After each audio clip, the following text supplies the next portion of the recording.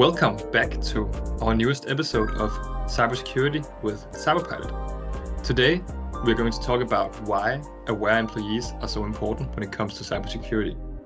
And to talk with me about that, I've been joined by Sarah Hofmann, who is our product and policy specialist here at CyberPilot. But maybe you can add a few words about yourself and why you're good at talking about aware employees. Sure, happy to do so. And thanks for having me on this episode of the podcast. I'm so excited to be here today and talk about why aware employees are so important to every organization and their security. But a little bit about me before we get started. I currently am in the position of product and policy specialist at CyberPilot. And what that means is that I work with our product team specifically on learning design and how we can make our courses really fit the learning needs of our users. So how we can best train people. And then I also have the policy side to my role where I am looking at policies and legislation and compliance with things like the GDPR in the EU and other cybersecurity frameworks for compliance. And I also have my eye on a lot of upcoming legislation too. So that's my role. It's kind of a dual function right now where I'm sitting both with developing good learning materials and keeping an eye on policies that we need to be aware of. Yeah, so you know quite a lot about aware employees and why they are important, both when it comes to compliance from policies, but also in a matter of just cybersecurity in general. Yes. Yeah. So basically on the learning design team here at CyberPilot, we focus on how we can create aware employees through awareness training. So we know what works to make employees aware and things like how often you need to be training them to help them maintain their awareness over time. Yeah, and before jumping into all that, I think I'll just start with some background because cybersecurity is a field where normally we haven't seen that much focus on employees. If we look at it historically, it's all been about antivirus, firewalls, spam filters, and email. We can actually see that I think it's only 3% of the whole cybersecurity budget that goes into the employees. And that's kind of contradicts the number of that when it comes to security breaches, because we can see that 82% of all security breaches has some kind of human element in it. So I think that's some interesting numbers to illustrate that it is maybe under-prioritized in some companies to look at your employees. Yeah, definitely. We see across the board that humans are involved in the overwhelming majority of security breaches that organizations and companies experience. And phishing is one of the main reasons for this. You know, when we get those emails in our inboxes with a malicious link or a promise to get a free gift, people are really susceptible to that kind of attack. And so that's why it's important that employees are aware of the threats that are out there so that they can then protect their organization and not click the link or not reply to a hacker who wants their information. Yeah, because maybe a spam filter or something can filter away 90% of all phishing emails, but it's still the humans in the end that takes care of the last percentage.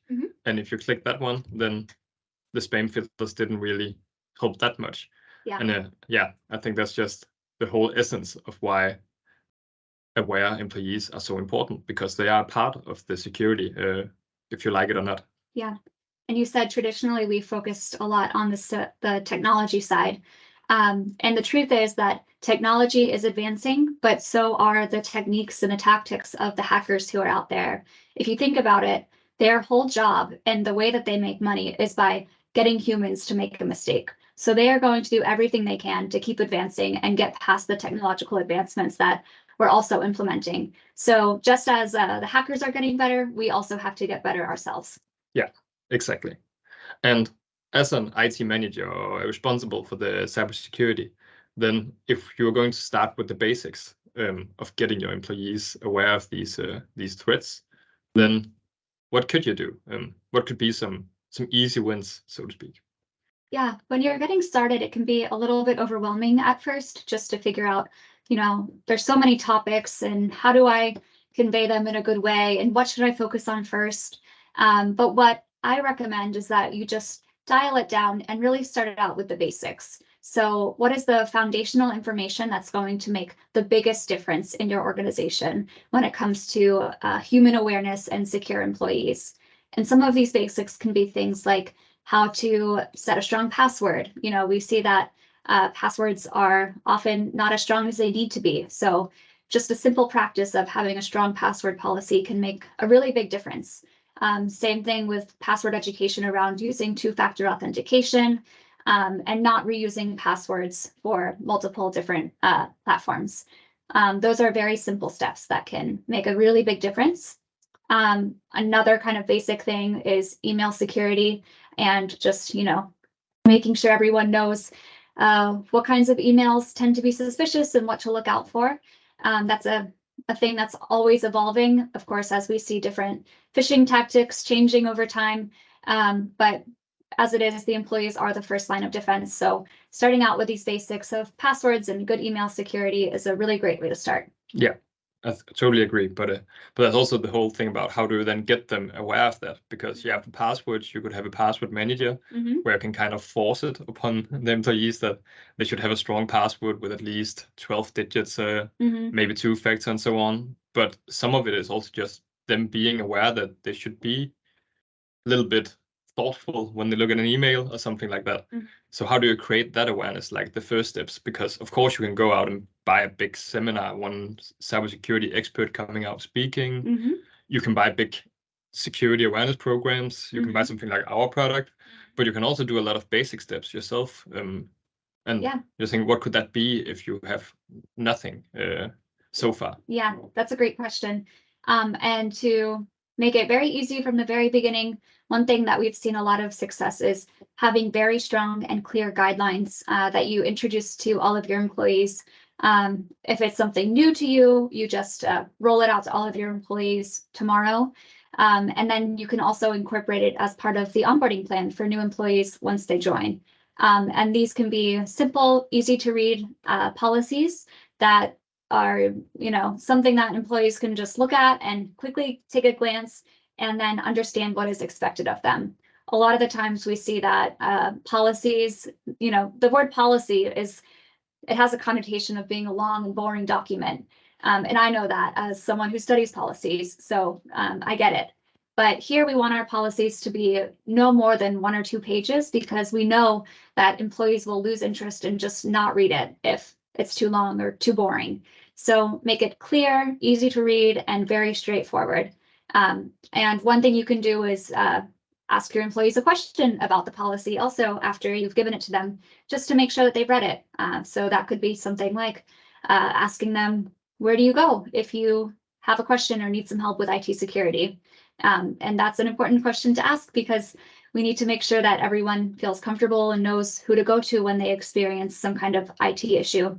Another thing you could do is ask, what is the reporting procedure for something like a suspicious email in their inbox? So that's a way to both roll out something really easy to get started and then try to make sure that people are using it. Yeah. So what you're saying is just simple guidelines and policies, nothing too big, because then it just becomes like a hurdle to get over. And then make sure you create a space where people know where to go if they have questions. That's something that's, I would say, easily done. Of course, the policies need to be thought out in a good way of what is it actually it should be, but it is in its essence a quite simple thing that you need a document that people understands and reads and know where to go. I think that's a great starting point for everybody. Yeah, and it's having it stored in a place that is easily accessible too. So let's say someone got a suspicious email and they forgot what they were supposed to do. Well, maybe they know to go to this folder on your shared drive and quickly check what the process is.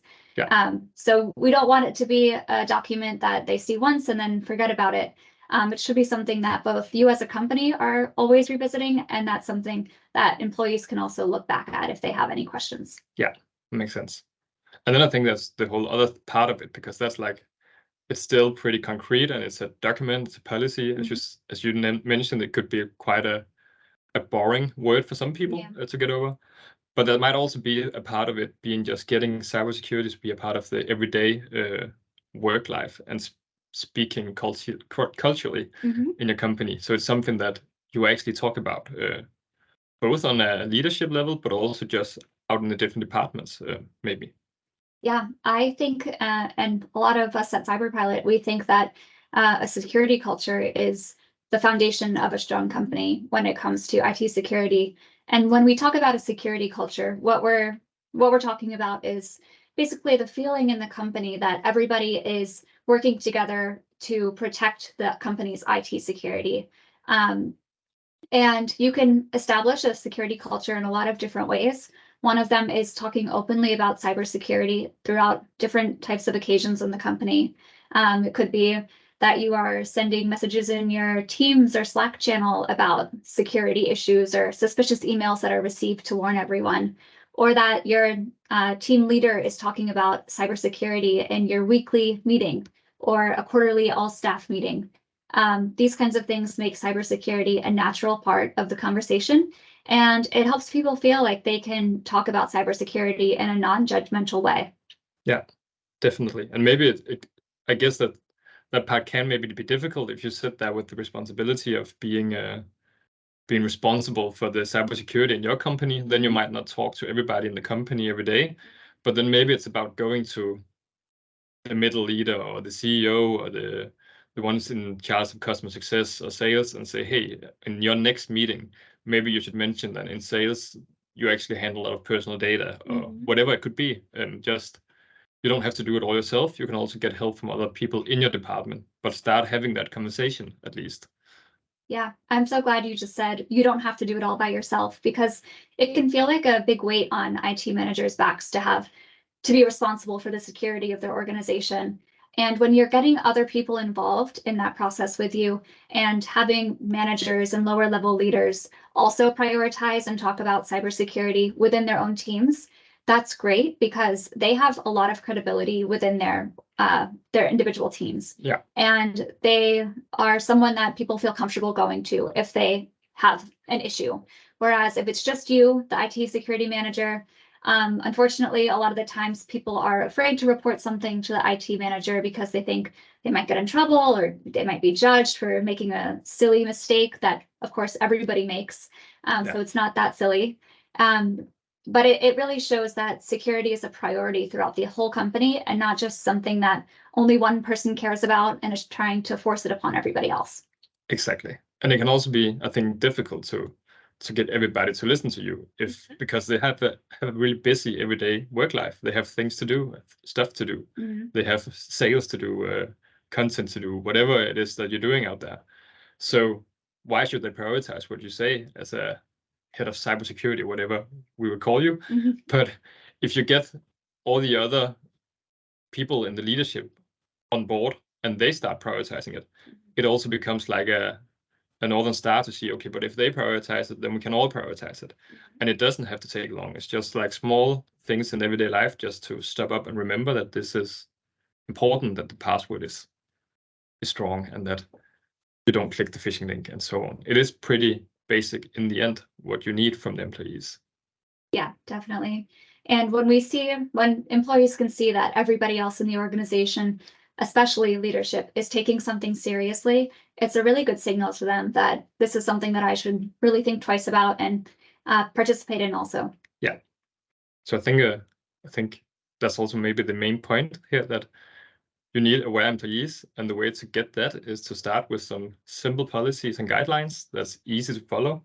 Make sure people know where to ask questions if they have some, and then start talking about it in your company. Just getting the word out there that it's something that is a part of your company's everyday life, and get different people on board to also talk about it, because then it will start spreading naturally, and then you actually start getting a culture build up.